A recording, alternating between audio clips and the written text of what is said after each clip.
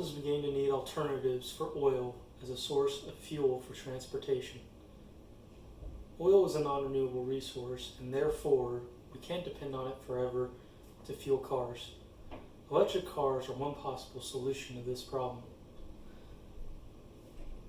I will also cover some disadvantages and advantages of electric cars. Main points I'll cover today are a short introduction to the problem of having oil as our primary source of fuel, and then the advantages and disadvantages that electric cars can provide. I will now discuss the problems with having oil as our primary source of fuel.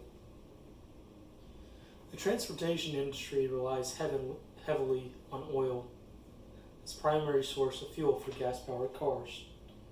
This will be a future problem considering that oil is a non-renewable resource. According to a NASDAQ article, there are approximately 53 trillion barrels of oil currently in reserves. Now this number is likely to go up, but this is approximately 52 years worth of oil. So if we were to get no more oil in 52 years, we would be out. This would constitute a huge problem in our society, a problem which we need to start considering now, so that when the time does come that we are out of oil, we can be prepared.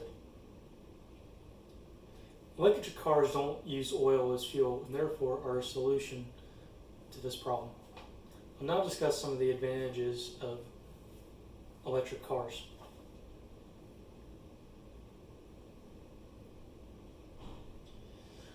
There are several advantages to electric cars. The first of which is that electricity is cheaper than oil on average. According to Energy Sage,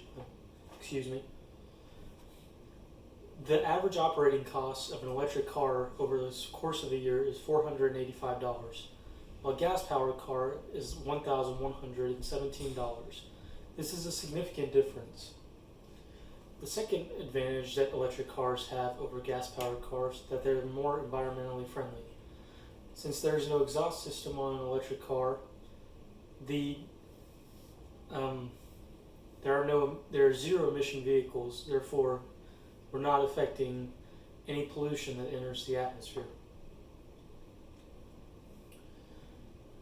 The third advantage is that there is less frequent maintenance needed. Ordinary things like oil changes are no longer necessary, and electric cars have traditionally been easier on brakes than gas-powered cars. There are also several smaller advantages as well. In some states, you are allowed HOV lane access for having a car with electricity, or having an electric car. And the cars are also quieter, which, when you consider the noise factor, is very nice to have. I will now discuss some of the disadvantages of having an electric car. There are several disadvantages that need to be considered if electric cars are to replace gas-powered cars. The first of which is range. Currently, your average car, according to Clean Technica, the average Nissan Leaf can travel about 225 miles before it needs to be recharged. This leads into my next point. The recharge time on an electric car is very, very high. The recharge time is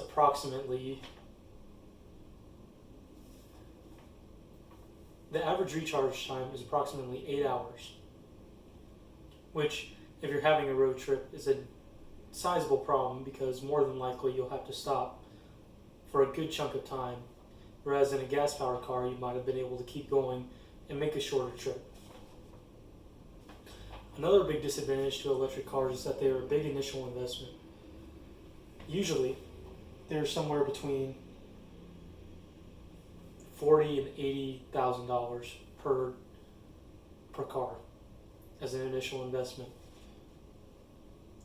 There are also some smaller disadvantages. The first of which is the lack of constant charging stations everywhere. The second of which is that there are not many choices currently in the market. The market is currently dominated by gas-powered vehicles. And When you consider the two facts, that range and the charging fact, that the average car, according to the average electric car, according to PodPoint, the average charge time is 8 hours, it becomes a huge problem driving long distances. There are several advantages and disadvantages that need to be considered if electric cars will replace gas-powered cars one day. Oil is a limited quantity resource, and there are certainly advantages to electric cars, such as the fact that they're cheaper to operate and they're environmentally friendly. But you also have to consider the downsides, such as range, price point, and inconsistency in charging stations and travel. These are all things that must be considered if we are to replace gas-powered vehicles one day with electric vehicles. Thank you.